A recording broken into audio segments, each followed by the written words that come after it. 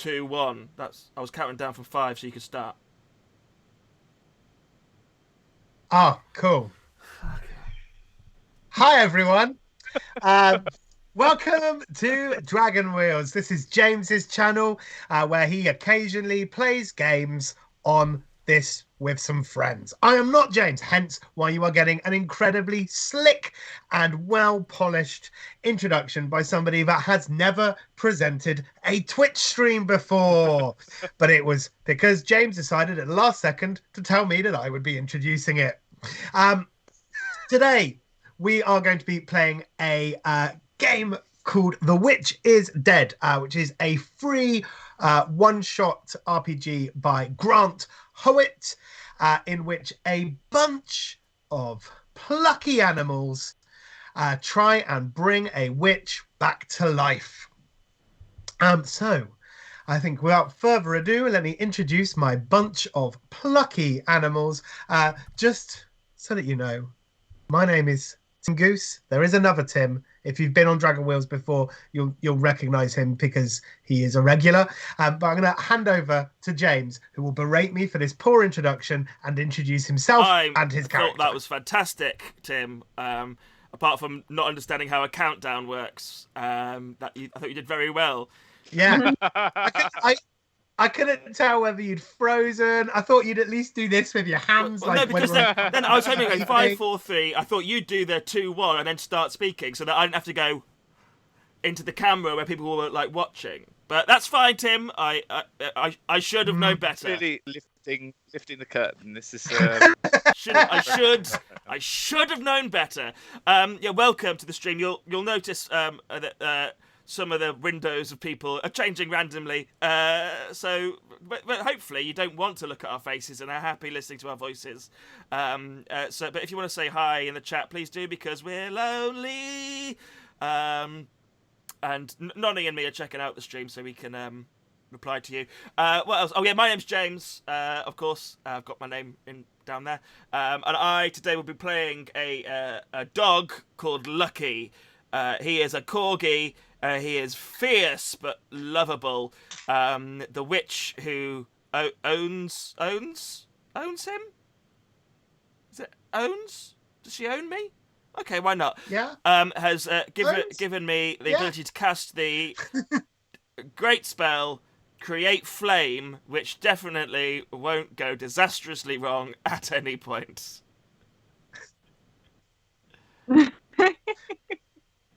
Excellent. Thank you, James. Thanks, wonderful Keith. Work.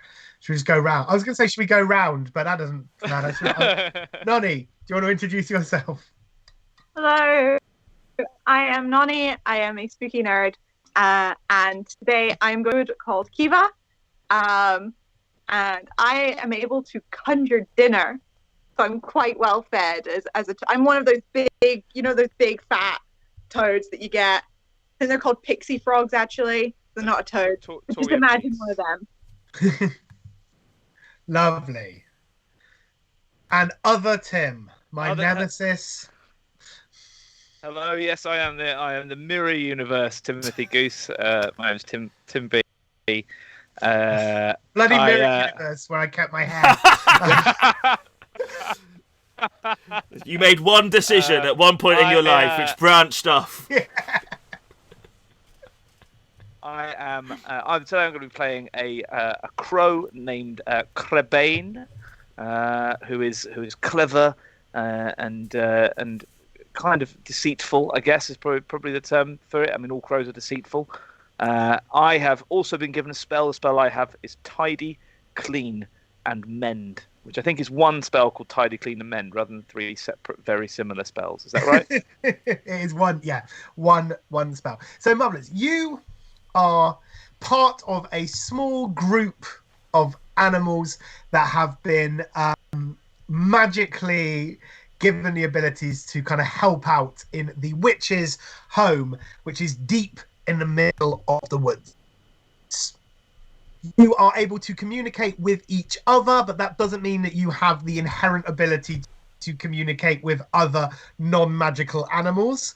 Although, James, you can probably talk to other dogs, and Nonny, you can talk to other frogs and toads, and Tim, you can talk to other crows. But you don't speak the magical all animals language. Likewise, you don't really speak human, but you are able to understand your witch boss owner due to the magical relationship that you have with them. A few little things. So this game works using a D10. So somewhere on this screen, you will see a dice rolling page. Thanks, James. Where when they have to do something that is either fierce or cunning or sly or quick, or then they'll have to roll. I said cunning, I meant clever. Smooth. But yeah, clever, fierce, sly, or quick. They'll roll a d10. They will add the modifier that they have got for that score, and that will give them their overall score based on how highly they roll. Will determine whether they succeed or not. Do we want to roll high, Tim, or do we want to roll low? You want to roll high. You want to roll high.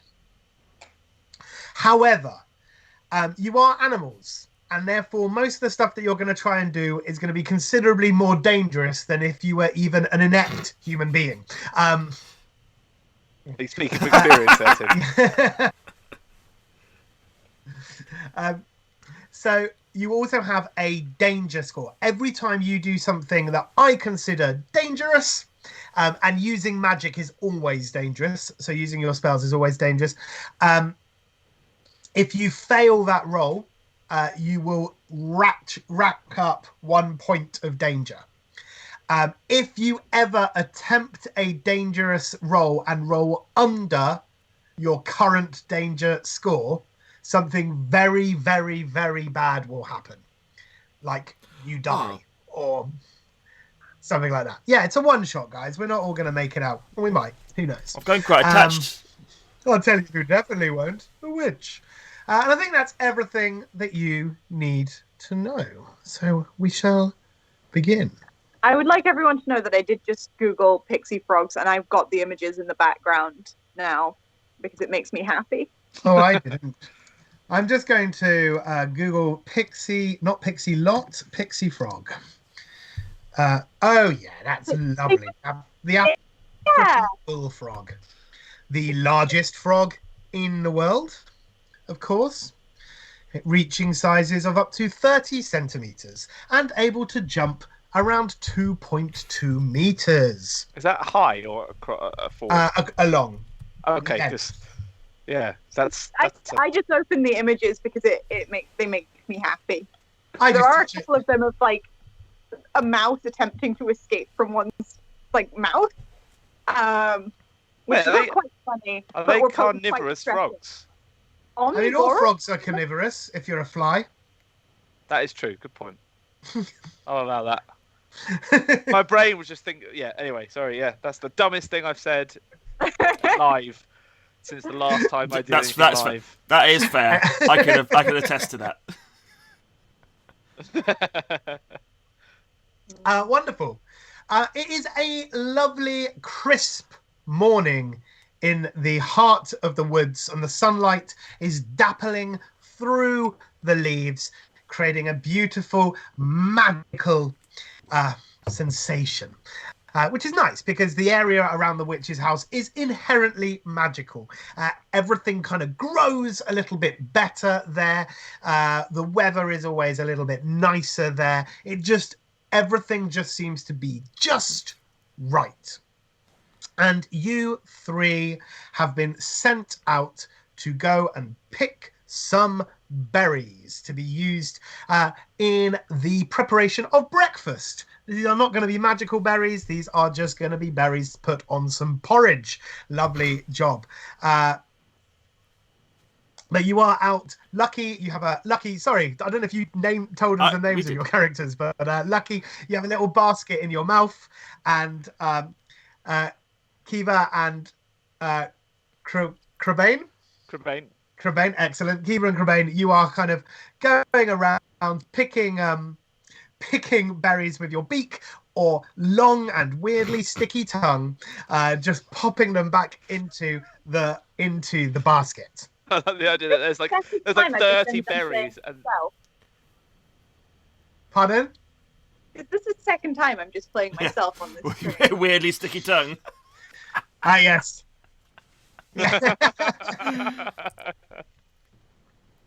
Oh, ladies.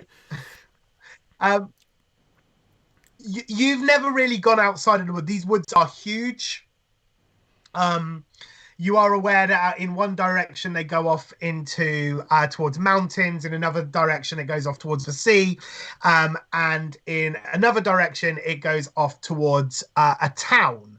But you have been told by the witch that to always avoid that direction over there because it is very, very dangerous. The people of the town do not like the denizens of the woods.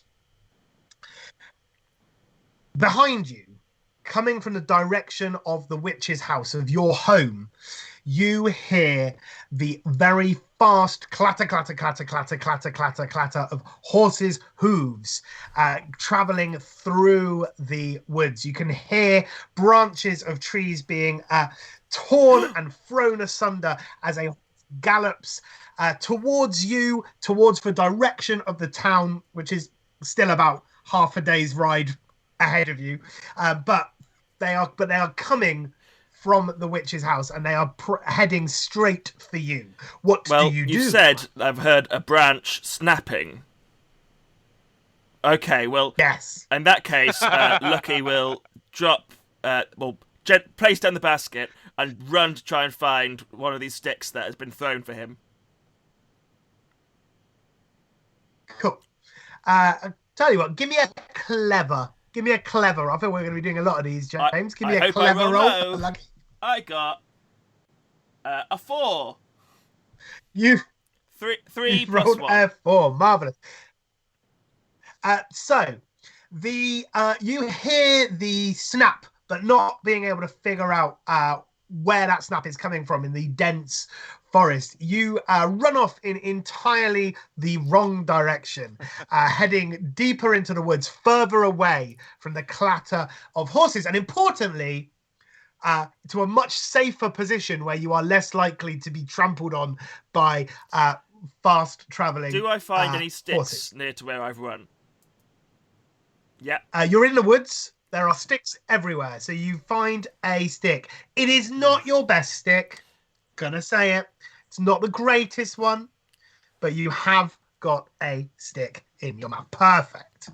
Now, the first time we tried to play the game, this is the point where James froze, and we tried to play for about another 10 minutes, and James just sat with this exact pose, just staring vacantly at us with a pen in his mouth. It was a marked improvement. Crabane, Kiefer, what would you like to do as this horse moves towards you? I think Crabane will be acting on instinct, and will say in whatever magical shared language we have to Kiefer, Kiefer, I suggest we retreat as far as we can. He has an interesting voice. That did not come out the way I planned, but we're sticking with it. I loved it. Yeah. Oh no. I would like to jump out to like just hop out the way of the horses. Okay. And I'm flying up to somewhere in the canopy. Perfect. Crabane, I'm gonna give you the benefit of flying, to say that is fine. Keith, I'm gonna make you do a quick check, by which I mean check your quick skill. Not that this is a check that shouldn't take too much time, but That's also true. Yeah, you're fine. You leap out of the way now. From your 2 vantage points of beneath and above really far the away. horse, you see different things. James, lucky you see nothing. You see a lovely stick, but Crabane,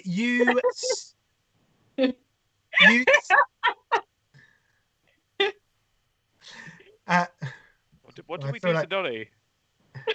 Oh, he's just facing the wrong way. Oh, I see. This is I've just got how that open. Yeah. it's how all video conferencing with James goes for me. He always turns his back on me at some Who point. said that? Crabane, from the branches above, you see a brown dappled horse traveling very quickly away from the house. The figure is a blonde figure with kind of shoulder length blonde hair flowing behind them, and they are wearing a blue robe that is sort of trailing behind them. Kiva, you see this same view, but you don't see their hair. Instead, you see a pair of brown boots, and they are I'm worried where you were going with that. big brown poo. No, you see some brown boots, and they are splashed with blood. And with that, the horse gallops off towards the distant town, and you are left alone, unable to shake the sensation that something very bad has happened at your home. Lucky, you return with a stick in your mouth and a wag in your butt, and full of the joys of spring. Glad it was that way round. I pick up the basket and go, wait, I've got a stick. I want to show the master. Nonny, why have you turned the wrong way round?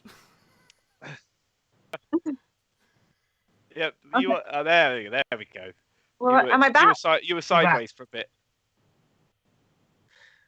Okay. It's all good. It's all good. Okay. Good. Yeah. So as he says that, I well, my young canine friend, Sorry. I suggest we make our way back to the master post haste. Yeah! And then Lucky runs off, and then he runs back and picks up the basket, and then runs off again. Okay, brilliant. And then comes Yeah, back and tries to gets put the stick in the basket. Realizes. Superb. So you run off. Tim, does Crabane just fly over there as well? I think he's going to fly overhead. Yeah. Cool. So this is good that Nonny has turned into a giant hand for this, because Lucky and Crabane, you are going to get there significantly faster. Whilst Kiva can leap great distances, it's going to take them a little bit longer to get to the house than it is you two. And you get to the house to find Cleo, the three-legged fox, who is sort of head of the household and the witch's sort of number one familiar, the one that helps. The one that helps with the preparation of spells and magic. You three normally go off and collect the materials. Cleo, reticent to do so after losing a leg in the past. And she stays at home and kind of helps prepare the spell, something that the three of you would struggle with, especially as she has the magical spell which allows her to have books read out loud for her. She has the spell, she wears the Amulet of Audible, and it this stream is sponsored by no one. So if you want to sponsor the stream, please contact us. I mean, look at the gold that you can have your name accredited to. Alternatively, pay us and we won't mention That's your true. brand. The first thing we will spend the money on is better equipment for literally all of us. Yep. But yes, Cleo is pacing outside the front door, and as you arrive, she summons you over, and she goes, My friends, I have terrible news. I'm sorry, I couldn't find a better stick. No, Lucky, it's not that. Your stick it's just I fine. know. Cleo, my foxy friend, my vulpine vixen. Please, pray tell, what is on your mind? Well, Off topic, I've but I enjoyed think this that voice my so screen much. froze on It's fine, the Nonny, you thing. look great. You look So great. I'm gonna if it helps, we can She's back. She's back. Yay. Cool. Cleo goes, I was in the herb garden, just collecting a couple of herbs needed for a minor spell of healing. Only minor healing. When a human being burst into our home. Before I had time to turn around and growl, I heard 3 thwips. Thwip, thwip, thwip. And just too terrible. I'd recommend you go in and see for yourself what's happened, but please make sure you are there with a strong disposition. Lucky picks up his stick and goes in.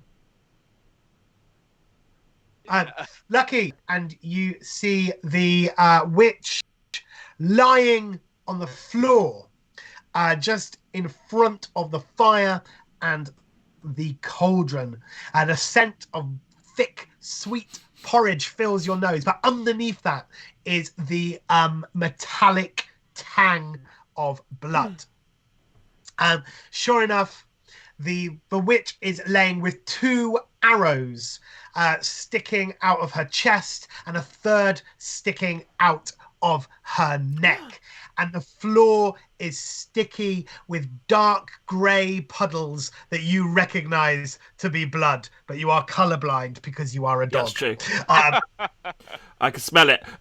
Lucky Smell it. kind of starts to whine a little bit, and then he kind of goes over to kind of where her head is, and then puts a stick down next to her, and then starts kind of licking her face. Oh, very, very sad. But I'm making myself Cleo. cry. I'm fine. Go on. Crebain follows in. Cleo walks in with Kiefer and Crebain, and Kiva is very out of breath, trying to hop and keep up. And she goes, I'm afraid I tried to chase after him, but I'm just not as fast as I used to be. I don't think we're ever going to be able to find who did this.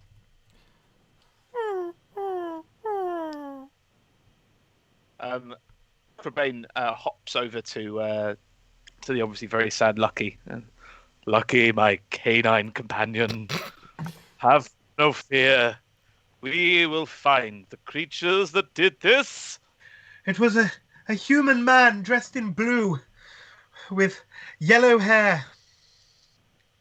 Lucky, if this may help you in any way. That would be grey robes with grey hair. Ah, dark or light grey? I don't know. I didn't check if foxes are colorblind. Oh no. She's also got the spell see color. She's got the spell useful exposition. Gosh, she is the favourite. Yeah. Hang on. Are you Googling whether foxes can see colour? Yeah, they possess dichromatic 2-color vision that essentially makes them red-green colorblind. So they can see blue. Blue.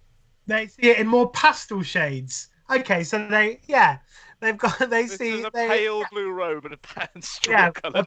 a very delightful eggshell blue robe. And, as a side effect, that means that foxes are walking around essentially with the world looking like a watercolor painting. yeah, That's That's actually quite genuinely lovely. lovely. There we go. and papyrus yellow hair. I've been doing some research and I've found something that I think may be useful. And she goes and picks up a parchment with her mouth and puts it down and mutters a few things to the parchment. And with a booming voice, the parchment says, "To bring back a murdered witch, one must return the eyes of the murderer and place them in the hands of the murdered. If this can be done within 5 days, the eyes will bring the witch back to life. I didn't realize Crebain was the narrator of all the scrolls. Yeah. See, it was his side hustle before he became. Yeah, yeah. He used to get a lot of money doing voiceover for Audible. Yeah, that's right. Yeah. But she goes, so it seems, I mean, Cleo's voice has been all over the place because actually the problem with Tim's voice is it is the most fun to just slip into. It really is. But Cleo looks at you and goes, so you see, I think you three may have to go on a quest to find the murderer and bring back his eyes within 5 days. This sounds fun. It's sweet. Are eyes the shape of balls? Yeah, Lucky. It's basically Fetch. Fetch the eyes. But with a bit more gore and viscera.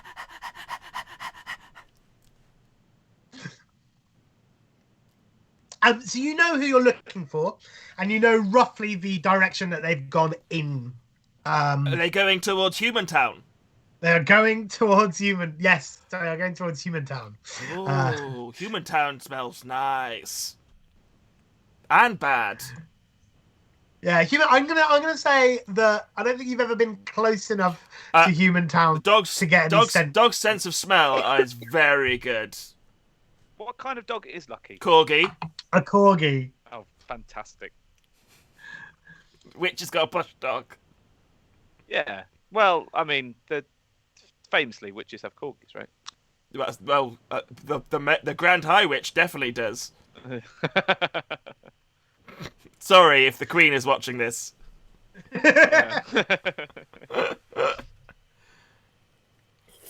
Cool. I'm gonna say that if you have smelt anything from towards the Human Town, you have smelt gunpowder and fire. Well, I mean, I imagine that Lucky would quite like that, as soon as he is a great fire. He's a fiery dog. He is a fiery dog. That is true. But He is an honest. It's quite an image. Lucky kind of looks around and says, if we're going on a quest, should we take treats and supplies? Treats! I mean, that's a good point. Could we have a little corgi-sized saddlebag we could? Yeah, there is a corgi-sized saddlebag. You're gonna have to get it onto Lucky though. Lucky will be very. I reckon we. Lucky's a good boy. It makes the dream work. Lucky will be as a good boy, and he will stay still. Yep. Okay, cool. But he will. How are you getting this saddlebag onto Lucky? I'm going to hold it in place while the crow does the buckles. Okay, cool.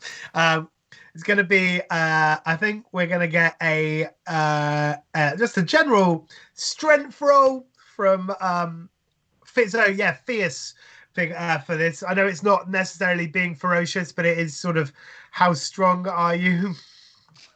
And that's from the frog. For the frog, yeah. And carrying counts as a fierce check, and a clever check from the crow, please. Okay. So we let the frog go first. Nani rolled a 1. And my modifier is 0. Perfect. Nani, you managed to okay, no, well, let's just get Tim's roll as well before I. Okay. That's a 6 overall. That's a 6. Okay, cool. It is on, but it is on badly, and it takes a while. And the first time you try and get it on, it does that thing like when a horse's saddle slides upside down, and it actually just smacks smacks Kiefer right in the head. And even though this was not supposed to be a dangerous thing, you are going to take a point of danger from being smacked in the face by a corgi-sized saddle. Fabulous, love it. Love it. It is attached, but it is up to me and whether I remember this as to whether it stays attached based on luck. But not a chance. What do you put in Lucky's sack? Can we put in a water bag to put the eyeballs in? Yeah, there's. I mean, you find any forensic a evidence bags. Any of those those little mini Ziploc baggies that you put drugs in, something like that. Yeah. Does the witch do a lot of drugs? Of course. She's actually a dealer. Obviously. Crebain is going to be just slowly put very small shiny objects in there. Cool. So you put a bunch of small miscellaneous shiny objects, and Absolutely. You find Kiefer. You find a few little bags. They are kind of small, sort of oiled, waterproof kind of leather bag. I look pouches. around and say, "Can you put some of the doggy treats in as well? Then Lucky will be a good boy." And his tail is wagging very hard. Perfect. Do you put some doggy treats in there? We'll put some dog treats into it. Perfect.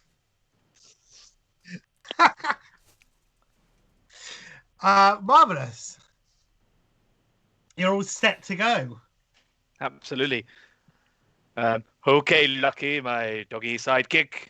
I suggest we leave Henson forthwith. Oh, Kiva, do you want to ride on my back like a knight? If you hadn't offered, I would have done it anyway. Perfect. You head. Well, I'm guessing you head off in the direction that you saw the horse going in, but you can. Yeah, we follow you the can trail of theoretically the trail of go anywhere in the woods that you want. We head towards the town. Every so often, Lucky goes off to wee against a tree, but then gets. I imagine Kiva keeps slapping him to kind of get him back on track. Cool.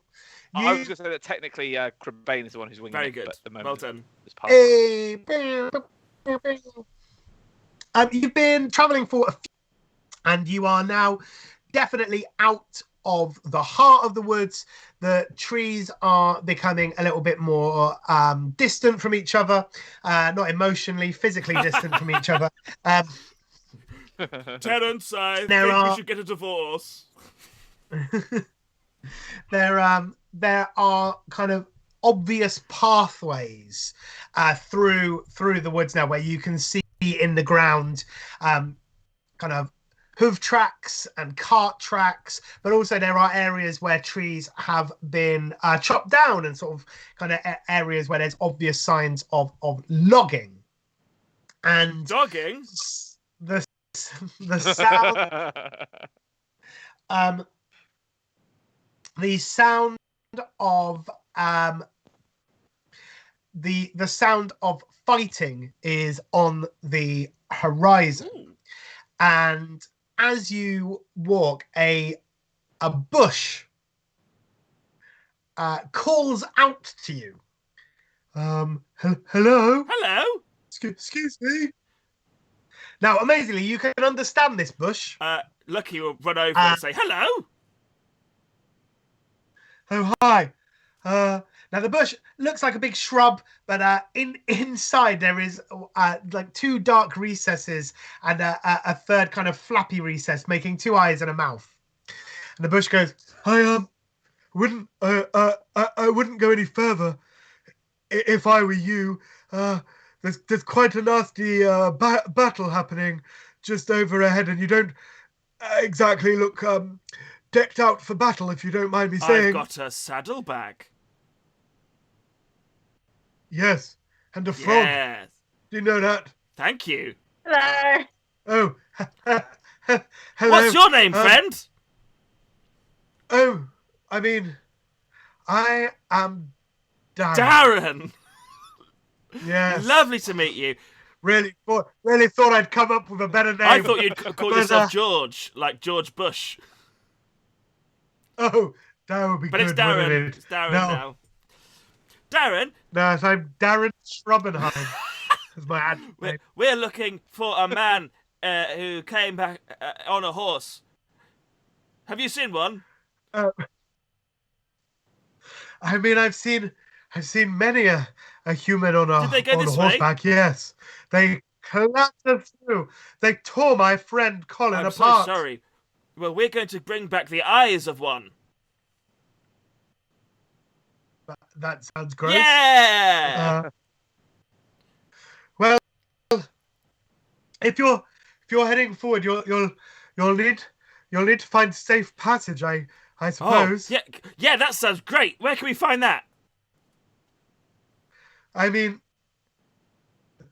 the badgers handle most of the groundwork around here, so probably the best thing to do is go and find a badger. Badger. What do they smell like? Badgers, I guess. I don't know. I've got no nose. How do you smell? Oh! Thank you, everyone. Good night. Oh, it's really cheered me up. Oh, oh dear. Oh, you were in tears. I earlier, know, Jamie. yeah, I was. I made myself cry. He's a very emotional boy. This has You been really a roller And the coaster. thing that I really like is You that he's live only your reacting emotions. to his own decisions. So it's just his own brain doing it. I shout, Cremain! Cremain!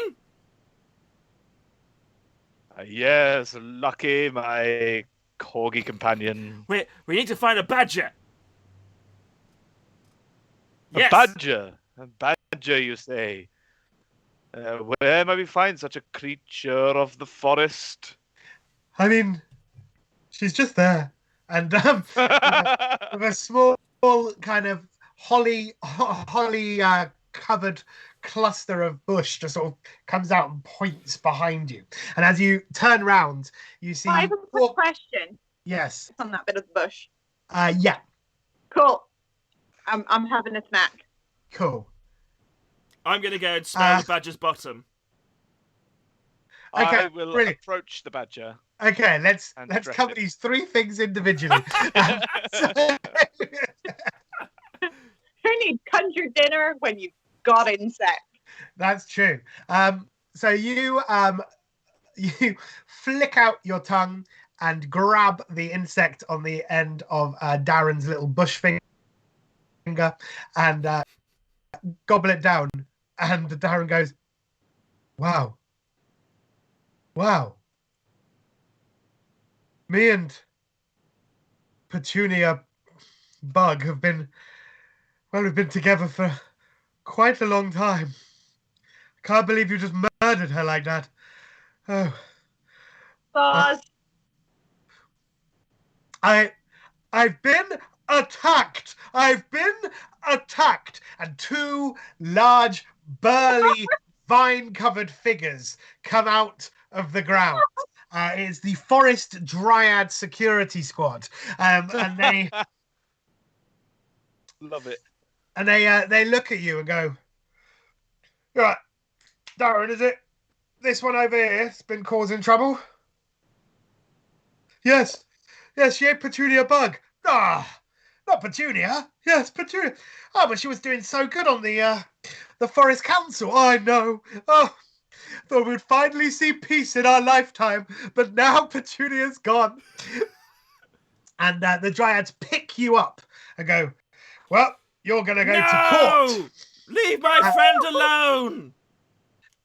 Well, what has actually happened is that you have run up to a large scarred badger wearing plate Ooh. armor, looking a lot like a character from the children's book series Redwall, if you remember that, by Brian Jack. And she turns round and goes, "If you even think about sticking your nose there, I will bite you."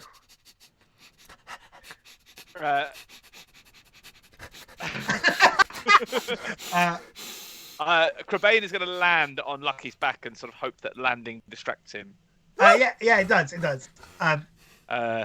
Can I help you? Mr. Badger, my future soulmate. Your plate mail shines more brightly and preciously than the most incredible gem. We have a very great favor to ask of you. Oh, well, what is it? We, my young friend, are searching for a human. Oh, I mean, we're all searching for humans. Find a human, rip out his face. That's the song we Find sing a here. human, rip out his face. Yes. Sadly, I prefer the classics to the modern rock music. Yeah, okay. Well, what kind of human are you looking for? We are hunting. Good sense of humour. And I think this is right. Goes to the gym. Yeah. Crow seeking human. No, we are hunting a man with a fashion sense that is positively divine. Robes of the deepest azure. Oh, Hair like that of model Fabio. Astonishing straw-coloured shoulder-length hair that waves in the wind as he passes. Might you have seen such a man? so let me just put that into Badger. Let me just work that out. Yeah, I think I saw one of them. They came through about 10 minutes ago. No. Well, I've just googled no, it. Badgers far too are quick. They went colourblind. through about 4 hours ago. Clattering through. They looked very smug, they did. Now, don't know if you've noticed, but behind you two, a small courthouse of leaves and roots and trees is You guys forming. are actually doing the plot. I'm going through criminal charges. Yes. And how swift is tree and root justice? Is it Oh, like pretty quick. Yeah. Good, because And I need a wee. pardon? Nothing. Oh, and in fact, a large kind of ka-thump causes a break in the conversation, and the badger goes, "Shit, I don't."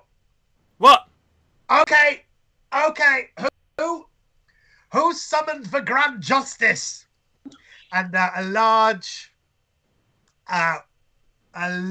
tree, kind of looks like a dead tree, kind of hunched and twisted and gnarled, has uprooted and is walking slowly towards you and goes, How many trees has Lucky peed on so far? True consequences. "Well, I snack on a tasty-looking beetle, and suddenly I'm the bad guy. welcome to the edge of the forest. Things are a little bit different here." Can I run over to Kiva and say, "Are you on trial?" Apparently, yes. Can I be your lawyer? Can I be your lawyer? Please, can I be your lawyer? But you know what? I think you're the person in this entire group who believes in me the most.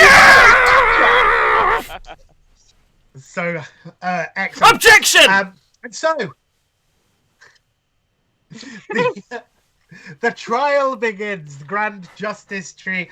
The badger sort of just takes a seat and sort of watches what's going on.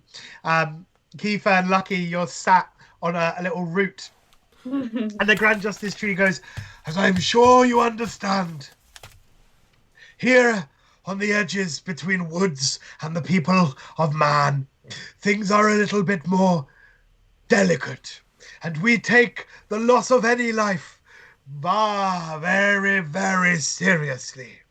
You... The badger is carnivorous. Yes? So what the fuck does the badger eat? Humans. Fair. Wow. Humans are Oh, too yeah, big. I did say you're right. Anything bigger than a mouse, I'm gonna struggle. It's our ecosystem. Now, what is your defense? Objection! Frog! I'm a toad! And May I, please, for my defendant, bioessentialism. I would like to put in the fable of the scorpion and the frog. Oh, Yes? So, James, I'd like you to make a clever roll, please. It is a dangerous one because if you fuck this up, there's bad things can happen. Going to jail. 7. 6 plus 7. Okay, yeah, you are. You're gonna be all right. So, Can I do my bit? Tell me your fable. A long time ago, a frog needed to go to the bar on the other side of the river, and a scorpion said, I'll give you a lift if you want. And the frog said, no, it was the other way around. The scorpion wanted to go somewhere, and the frog... This is definitely a 7-year-old version of Yeah. the story. The scorpion said, Frog, give me a lift. And the frog goes, no, because you'll stab me in the back with your scorpion tail. And the scorpion goes, no, I won't, because then I'll drown. And the frog goes, okay, then jump up her back. And then he starts swimming across. The scorpion stings him. And then they both die and drown. And the frog says, why, scorpion, why? And the scorpion says, because I'm a scorpion. And thus, we are owed one, because frogs get killed by scorpions. No! Is this... Because it's in the frog's nature to eat insects who haven't been formally introduced. Oh, I see.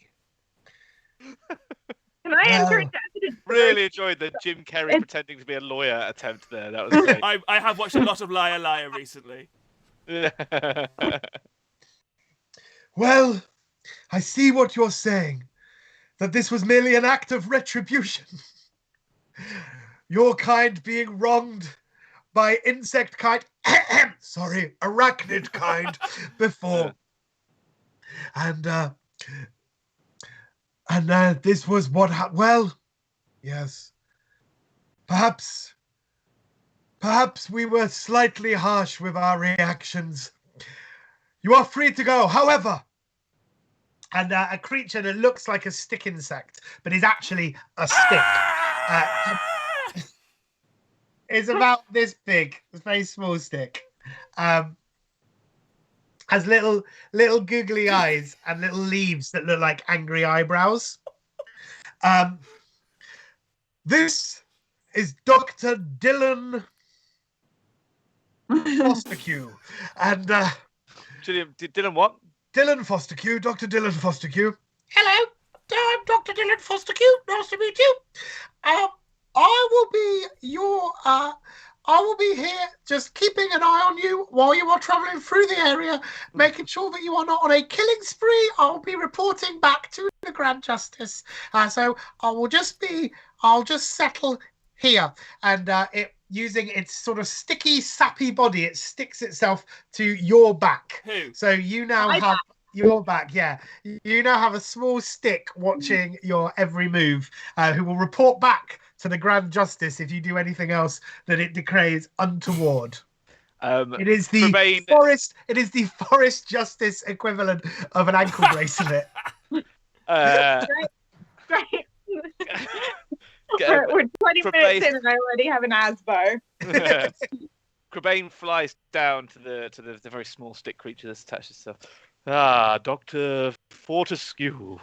Yes, It was an yes, absolute pleasure to meet another man. Is he a of doctor learning. as well? Dr. Dylan Cool. Fostercue, yeah. I'm not writing any of these names down. So... What was the badger's name? You never fair. asked. I gave him plenty of Because names. the badger wouldn't let him sniff his butt. So, like, where was the How would, infection we're meant lucky to go? how would I have That's learnt what his name if I can't sniff his butt? You know? It's like exchanging business cards. May I ask you, my young sticky friend, of what is it that you got your PhD? Yes. I'm a doctor of forensics.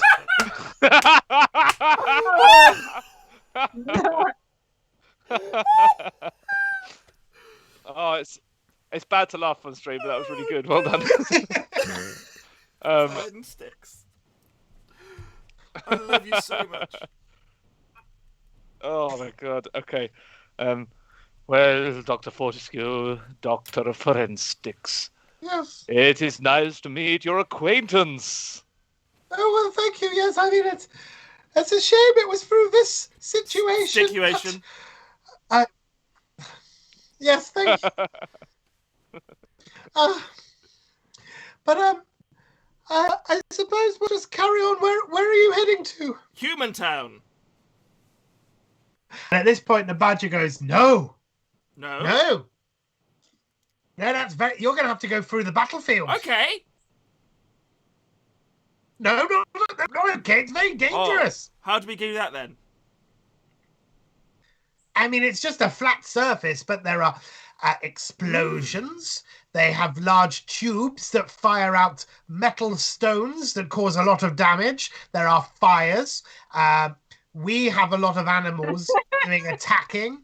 I mean, it's very Can risky. I just confirm who is the battle between? Well, it's between us in the woods, the wood folk, and the town. How did the folk. human get onto this side? I mean, I don't know. A great question. Maybe we should talk about go and see who was on duty. Let's do that. Badger, what's your name? My name is. I should have thought about it, shouldn't I? After I said to you, hadn't thought about it. My name is Griswold the Third. Nice to meet you, Griswold. It's Griswold! Are we okay to have a short Yes, there's we three. won't have a short break while I go for a wee and things. Cool. Yeah, We'll be good. back in 10 minutes, gang. Well, we have a short break so we can refill ourselves or empty ourselves as our need arises. Bye. Naughty. Well,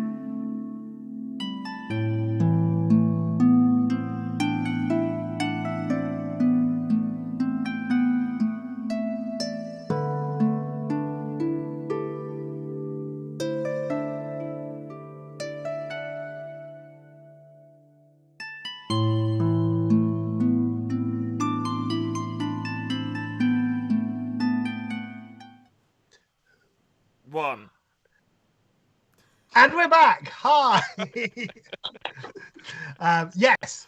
So, if anyone has just joined us, a bunch of animals are trying to avenge a dead witch. It's all going really smoothly.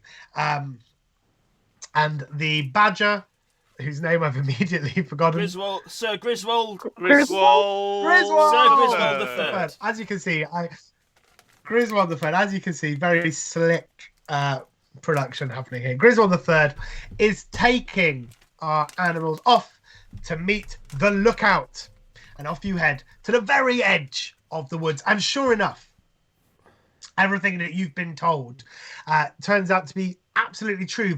The ground, the land ahead of you is burnt and craters and dead bodies lying around as you see human beings battle stags and wolves and the very trees themselves. But you go up a hill, up a little fortified area where you see an owl stood perched on the top of a very tall tree. And Griswold goes, This is our lookout, Hortense. She'll be able to answer your questions. Okay, cool. I think Crebain is going to. Sorry, I was writing Hortense down. Is going to volunteer. Lucky, Kiefer, please allow me, your liege, to speak with this lookout. Okay. And he flaps his way up the top of the trees. Whilst Cool. when he flies What up, the- Lucky goes to the tree, is about to wee on it, and then thinks, like maybe not, and then goes and wees on some grass. Perfect. And The grass comes to as life you in a do that- court. no. As you do that, the tree kind of gives a little shake, and the owl sort of flies off, and the tree goes, "I'm very glad you chose to not do that in the end. Ah, yes, I'm Hortense. How can I help you?"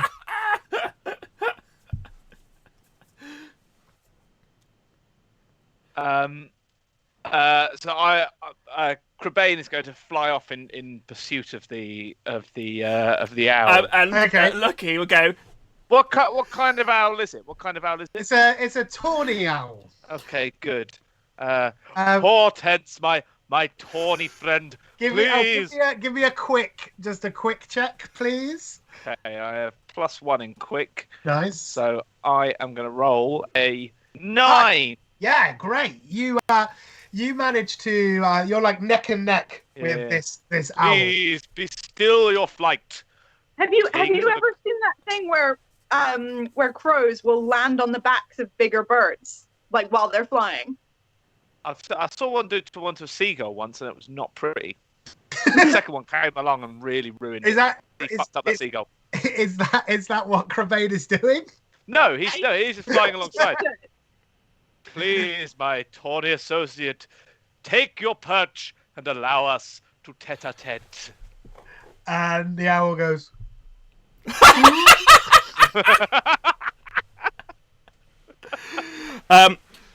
Lucky. Oh, you talked yourself. You worked yourself into a corner there, didn't you, Tim? "No, I didn't. Lucky. Just an owl. Lu- Just an owl on Hortense's thing. I was just letting you go and chase it. Lucky, you are in conversation with Hortense, having chosen not to be with her. What? Hello, Hortense. I'm Lucky, and this is my best friend, Kiefer. We're looking for a human, and we need to get to the other side of this battlefield. Did you see a human come through here? Well, I've seen many Today? humans. Are they? Oh, yes. He killed my master. Do you mean the one that broke? The one that? Oh, I'm so sorry. The one that broke through. Yeah. Like, Yes, I saw them come through our defenses without being spotted, and I tried so hard to knock them off their horse, but I'm not as sprightly as I used to be, and my owl is incredibly stupid. Micro is very clever. Don't worry, mate. We know what it's like to have dead crew. Oh, yes. Well, they killed Mars. Terrible news. We're going to I'm steal his assuming you're eyes. seeking vengeance. No, we're going to steal his eyes. Oh, It's like a game of fetch. lovely. What? It's a game. I see. Well, yes, you'll need to find safe routes. I'd recommend going underground. Oh. Like digging a hole. You're lucky. Well, yeah, the holes have always they've been pre-dug by our subterranean task force. Oh. They're moles. But if you How can you trust them? go through, they'll take you straight.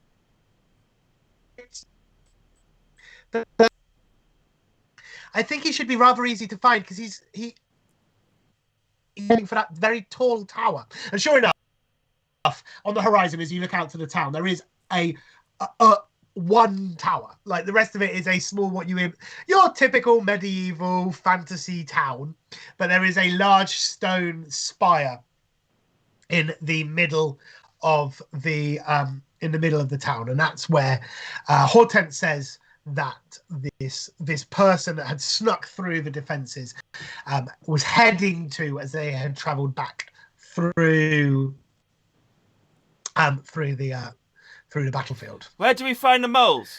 Oh, they're just here. God, I'm not making you roll that much, but this is all very good. And she goes, could you look away, please? It's rather embarrassing. I will, but it'd be better if could you throw one of those sticks for me? That's very insulting. Like one of the old sticks.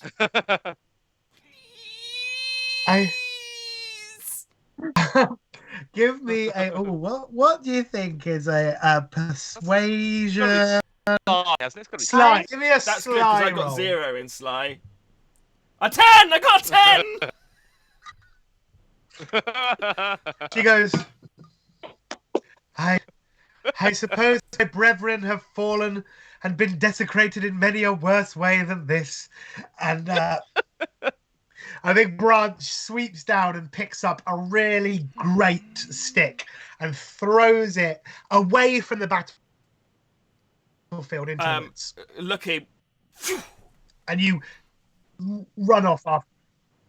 Cool. Kiva, what do you say? But what do you do? What? Kiva, what do you do? You've been told to look away. Do you? I'm currently clinging on for dear life. Oh yeah, I forgot about that. Give me a fierce check. It is a dangerous one. You might fly off. Thank God. Might lose the saddlebag. 4? Okay, cool. You failed that check, so you are going to take a point of danger, and you and Dr. Dylan Fosterq fall off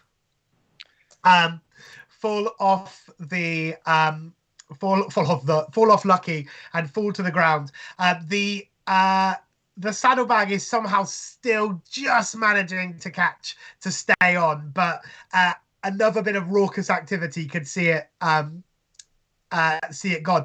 As you compose yourself, though, you turn around and notice that the roots around Hortense have opened up, and there is a huge gaping cavern beneath her.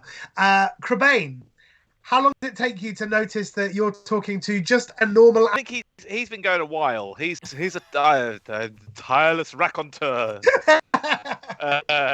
So I he will have just sort of be arriving back now and seeing the opening in the ground. Cool. There's a large opening in the ground. It is a subterranean tunnel through the battlefield. Congratulations, you've potentially avoided a lot of problems, apart from Nonny, who is finding problems everywhere she goes. I'm on the danger, and I've got a fucking tracking bracelet on. I hope you're not planning on using these godforsaken caverns to make your way to the town. Yeah, Lucky, dragging the biggest back? stick ever, the best stick ever. And then Lucky's gonna come up and then bow before Hortense, and Dimity goes, "Thank you, oh great keeper of the sticks."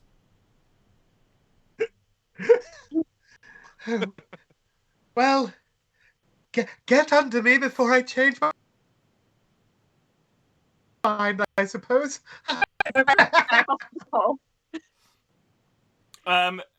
Lucky will Lucky will look at Corbane and go, "This'll be fun," and then dive into the hole head first. Oh no, my poochy pal. This subterranean rotten with my kind. Get in the hole or fuck off. I shall not join you. Okay. He's going to turn to what he has now realised is Hortense. And Hortense, oh wise and timorous oak, please tell, where does this abomination arrive on the other end? I shall meet my friends there. It leads to the gardens in the center of the village. Look for the weather vane. They will appear just behind it. Very well, my young friends. I shall see you there. What dread adventures you suffer, you shall have to suffer in my absence. Lucky has gone ages ago. I'm already. You've been gone for ages. Yeah. You're just like monologuing. Sleep well, my oaky friend. I shall see you forthwith when our quest is complete. Lucky and Kiefer, you have a completely uneventful journey through these incredibly safe tunnels that are really smooth. There are small kind of glowworms that are lighting the way, and every single time you get close to one, Dr. Dylan Foster goes, "Don't eat it! Don't eat it!" Probably good, because I wasn't about to say every time I go near one, I just sort of I wanna so bad. I don't. And you can I ask a question? And find yourself. Oh, yep. Yes. As we're underground in essentially a big hole, if Lucky gets distracted and tries to dig a further hole, will he find any bones? I don't know. It's a very good question. We are underneath a battlefield, so we are underneath a field. I think it'll be a let's have a little look on a successful. I reckon it's going to be successful fierce check. That's my best. It's in your advantage. Yes, it is. So +3, that's a 7. Give me a little fierce roll. You find a half of a human skeleton. That's good enough for me. I'll take it with us. The whole half the skeleton. You've got like a femur in your mouth, like and you go out and you're just happily traveling underground. Corbane, you are flying through the battlefield, and whilst most of the danger and the fighting is happening at ground level, there is the occasional explosion and flying shrapnel, or like medieval equivalent masonry. There are arrows flying through the air. It is pretty dangerous. How are you planning to safely cross this airspace? I think he is flying high and straight. Just high. As quick as he can, as high as he can, reasonably. Cool. I would like you to make a dangerous quick roll, please. Yay! He's rolled an 11. Yay! You are. It's beautiful. It's like watching Top Gun. You are just sort of you're diving and rolling and going up and fast and like narrowly avoiding arrows that kind of whoosh, whiz past your feathers, but you are not hit at all, and you make it over the entire battlefield, watching with sadness as you see some other birds that are less fortunate, and you get hit by arrows and fall to the ground. But you make it to the gardens about 5 minutes before your friends come out of the tunnel. Lucky comes out first, clutching a large human bone in his teeth, and then Kiefer sort of hops out behind. And you what is the weather vane, by the way? What is the weather vane of? It is obviously chicken with a small kind of arrow directional wind vane on its head like that. Okay. Crebain! Ah, yes, Lucky, my loquacious little man. I got How good it is to see you on the other end of this incredible journey I've been on. I got you a present! Ah, pray tell, what present do you have for me, young man? And I pop the bone down in front of me and look really pleased with myself. I suspect by this point this happens on the regular, right? Yeah. Yeah. Ah, yet another bone for the collection. You know how much I love them so. Yay! I'll just put it on the fridge with the others. I'll keep it safe for you. And I look around. Are there any other like kind of holes around, or like soil? Yeah, you're in a garden. Cool. I bury a fresh hole and put the bone in it. Cool. And then instantly, You do that. You instantly forget that it's there. Kiefer, my amphibian ally, my great frog of such vigor. Let me tell you the tale of how I made my way here. Or we could go for the tower. Tower! Yeah. Hey, you gonna go fetch some eyes? We gonna go fetch some eyes? Lucky's already running towards the tower. Okay, you are in. No, that was directed at Crebain. You are in a very well kept garden. There are large hedges, including a large topiary chicken. And, there are beautiful plants and fruit and vegetables growing everywhere, and there are two exits basically to the garden. There is a gate that leads out towards a street, and there is yes. Can I ask Dr. Brown and Sticky a question? Yes. Yeah, right. See, as we're not in the forest anymore, can I eat the bugs here? Oh yes, they're traitor bugs that have allied themselves with the humans. Cool. I am literally going to eat every bug I can see. I just want to remind you that you Passive literally have a aggressively. spell that allows you to just magically produce your own food. Yeah, but it puts me a point of danger, and I've already got food. Okay. And quick question: how many points of danger does Lucky have so far? 0. And Crebain? 0. 0. Fair, yeah. You could die at any A meal. if you when roll there a was 2, an you're abundance. fucked. It's just been bad rolling. What can I say? Yeah. Yep. No, So there is probably a, not. there's a gate. It leads to a road. The gate is tall enough that the fence, around the garden is tall enough that people aren't exactly like peering over and looking. So you've got, at the moment, you're in a fairly safe, sheltered area, but you can see human beings walking along the road. Can I smell the any back- other animals around here? That's a really good point. Give me a clever check. Because yes, but let's see if you 4. identify them. Yeah.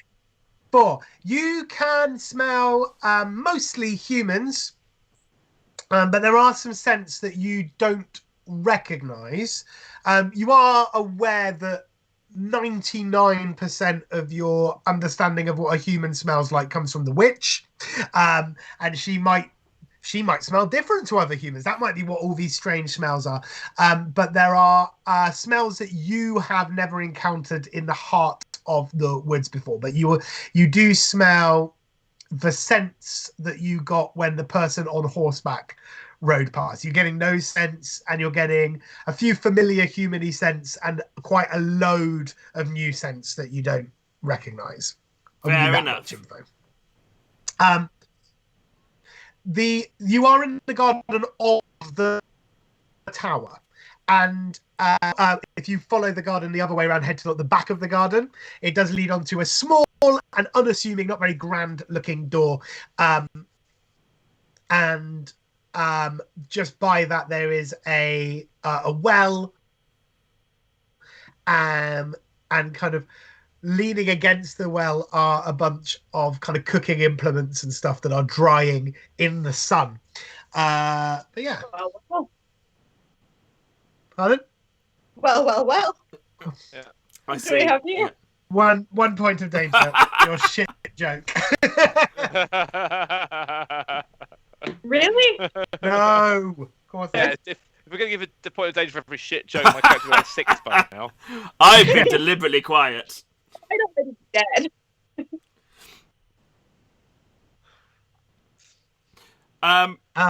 Lucky, my young friend, my faithful steed. Tell me, which way does your nose suggest we should travel? Door! The door! And then he scratches at the door. Oh, okay, cool. You scratch at the door. Give me a fierce check just to see how aggressively you manage to scratch at the Ooh, door. only a 4. I rolled a 1, but +3. You scratch at the door, a very weak and kind of pretty crap scratch, but it is enough to cause the door to get opened, and towering above you is an enormous human, much larger both in height and in girth than any of the 2 humans you have ever seen before. Dressed entirely in white, but with splatters of red and kind of on their clothing. Great. And in their hand, they hold a giant knife, and they look down at you. And can you give me a clever roll? Is this to be cute? Nope. I rolled another 1. So that's 2. Okay. They say something completely unintelligible that you do not understand. But Lucky's plan is when the door opens and is to kind of try and dart in between his legs. Oh.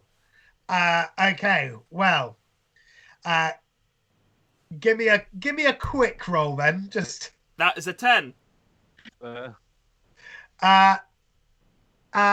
Fuck, I don't know how you managed to mess up 2 rolls, and I was about to set you in trouble, and then you did real well. Yay! Averages. I'm going to say you've taken a point of danger because That's you fair. put yourself in a directly dangerous situation, but you bound in to the kitchen, and the cook turns around and goes, "When I find you, dog, you're going in my pie." I'm assuming Lucky doesn't understand that. Lucky does not understand that. Can I try and hop in when the cook's back is turned? Yeah, the cook is distracted. You guys can both go in if you want. Sure, yeah. Crabane is going mostly out of sort of grim curiosity. Okay.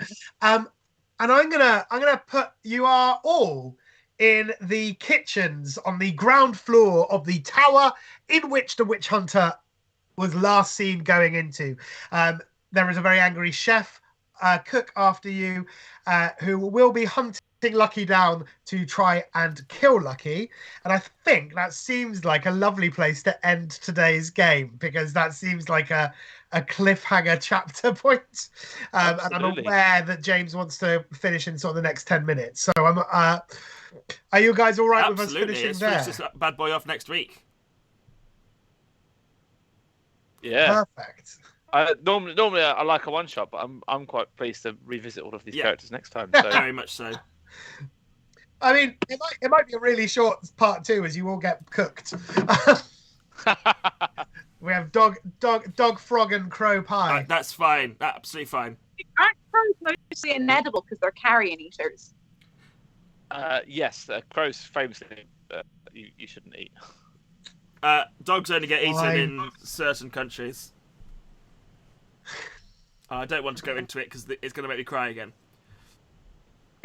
How there's lots French of does racism the cook work? How French?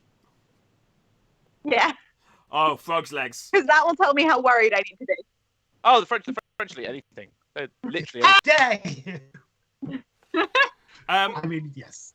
If you I've been to France. I've seen what they eat. If anyone has still stuck around, though, thank you very much for watching our stream. I know there's been a few tech hiccups in terms of weird size changing windows and a few lags in terms of the audio now and again. But thank you if you have stuck around, which I don't think anyone has. But if anyone happens to watch this back at a later date, check us out on Thursday, where I run a game called the Retroverse, in which is currently had one session of it so far, so part 2. They're currently in the middle of a abandoned monstrous chocolate factory getting attacked. But James, what can I ask, as somebody who's not in the game, what is the Retroverse? It's like D&D in terms of the rule system, but it's like a supplement added onto it. So it's the world is a kind of 80s, 90s, noughties kind of based on our kind of pop culture references. So it's 80s, 90s pop culture, but Dungeons and Dragons. Exactly, yeah. So we've got Noni is playing kind of this storm elf, essentially, who can summon up holographic weapons. We have a wasp, a kind of humanoid wasp who's a Power Ranger, essentially. And a dinosaur drag queen called Jess Goldbum. It's a great name, whoever came up with that. Yes, he's very wise, is David. So yeah, if you want to come and watch it, it is mental but good fun. And we will be back to do the second part of this On Sunday. on Sunday, 6:30, as we did this week. 6:30 every Sunday. You can catch us. The group changes slightly every week. We'll probably bring the same group back next week, but we try and have a rotating group of guests who come in and out. And finally, this is the least technologically cursed episode we've had so far. So any of you who have stuck to the end through what minor small technical glitches we have, I promise you it's better than every other time we've tried. Very much this has been our way of ironing out the technical glitches that we've got. And we're really looking forward to be able to do this more regularly and with a group of people that are going to have a lot of fun. Absolutely. Amazing. Tim, do you want to leave us on like a cliffhanger, last 1 minute kind of Games Master ending? Yeah, I will. Lucky, you scamper into the kitchen. Your nostrils are assaulted with the smell of meat and cooking. It's all very exciting. It's a little bit of a sensory overload. As you scamper around looking for another doorway, you find that door is also shut. And you begin scratching on the door. Worked so well the first time. All it does is attract the attention of the chef. You turn around and find the cook towering over you. He grabs you by the scruff of the neck and he goes, "You're not going anywhere this time, my friend." And that is where we end it. As a kind of prelude to that cliffhanger, Lucky opens his mouth and fire starts to brew within. Love it. Amazing. Okay, brilliant. Superb. All right, that is where See you next week, guys. Bye.